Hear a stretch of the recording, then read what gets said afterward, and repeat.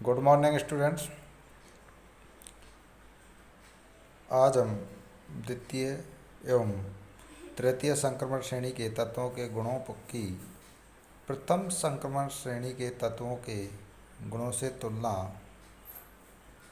करने जा रहे हैं।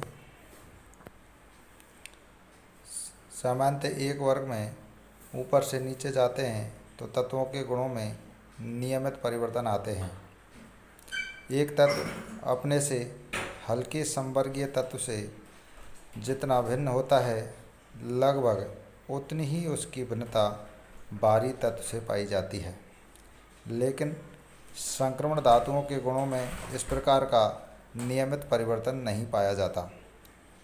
आवर्त सारणी के डी खंड वर्गों में 3 तत्व होते हैं, जिनमें इलेक्ट्रॉन 3D, 4D एवं 5D कक्षकों में प्रवेश करते हैं। लगभग सभी वर्गों में यह देखने को मिलता है कि दूसरे व तीसरे तत्व के गुणों में काफ़ी समानता पाई जाती है। ये दोनों तत्व अपने से हल्के समवर्गीय तत्व से काफ़ी भिन्न होते हैं, जबकि तीनों तत्वों के इलेक्ट्रॉनिक विन्यास लगभग समान होते हैं। किसी संक्रमण वर्ग के सदस्यों के गुणों में मुख्य अंतर उनकी त्रिज्या तथा ऑक्सीकरण अवस्थाओं के स्थायित्व में पाया जाता है। इस प्रकार प्रत्येक संक्रमण वर्ग को 2 भागों में विभाजित किया जा सकता है। सबसे हल्का तत्व जिसकी अपनी अलग रसायन होती है तथा शेष दोनों तत्वों का युग्म जिसकी रसायन में काफ़ी समानता होती है। लेकिन इसका तात्पर्य यह नहीं है कि तीनों संक्रमण श्रेणियों के गुणों में आपस में कोई समानता नहीं पाई जाती। सभी संक्रमण तत्वों के उन अधिकांश विशिष्ट गुणों को प्रदर्शित करते हैं जो उनसे अपेक्षित हैं, तथा संक्रमण वर्ग के तीनों तत्वों के गुणों में काफ़ी समानता पाई जाती है। एक वर्ग के सभी तत्व एक सी ऑक्सीकरण अवस्थाएं प्रदर्शित करते हैं, लेकिन ऑक्सीकरण अवस्थाओं के आपेक्षिक स्थायित्व में अंतर पाया जाता है।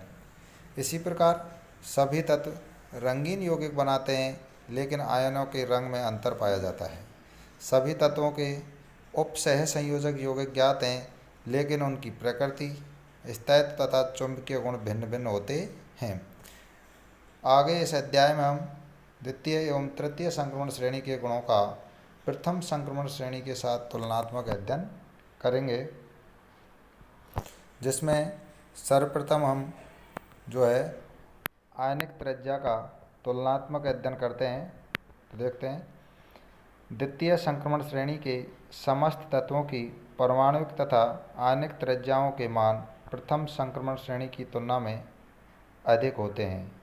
क्या होता है? जो द्वितीय संक्रमण श्रेणी के जो समस्त तत्वों की परमाणुक तथा आयनिक त्रिज्याओं के मान जो होते हैं, प्रथम संक्रमण श्रेणी की तुलना में क्या होते हैं? अधिक होते हैं, जबकि लैंथेनाइड संकुचन के कारण तृतीय संक्रमण श्रेणी के तत्वों की परमाणुक तथा आयनिक त्रिज्याओं के मान लगभग द्वितीय संक्रमण श्रेणी के तत्वों के बराबर ही होते हैं। अर्थात द्वितीय संक्रमण श्रेणी व तृतीय संक्रमण श्रेणी के तत्वों की त्रिज्या लगभग समान होती है और प्रथम संक्रमण श्रेणी के तत्वों की तुलना में अधिक होती है, जैसा कि निम्न सारणी में दर्शाया गया है। आयनिक त्रिज्याओं के मान से स्पष्ट पता चलता है कि द्वितीय संक्रमण श्रृंखला के सदस्यों की आयनिक त्रिज्या प्रथम संक्रमण श्रेणी के तत्वों की आयनिक त्रिज्या से लगभग 0.2 एंगस्ट्रॉम अधिक होती है, लेकिन तृतीय तथा द्वितीय संक्रमण श्रेणी के तत्वों की आयनिक त्रिज्या लगभग समान होती है। इस टेबल में देखो, जो प्रथम संक्रमण श्रेणी, द्वितीय संक्रमण श्रेणी और तृतीय संक्रमण श्रेणी के कुछ तत्व हैं, उनके जो आयन्स हैं, उनकी आयनिक त्रिज्याओं के मान दिए गए हैं एंगस्ट्रॉम में। Thank you.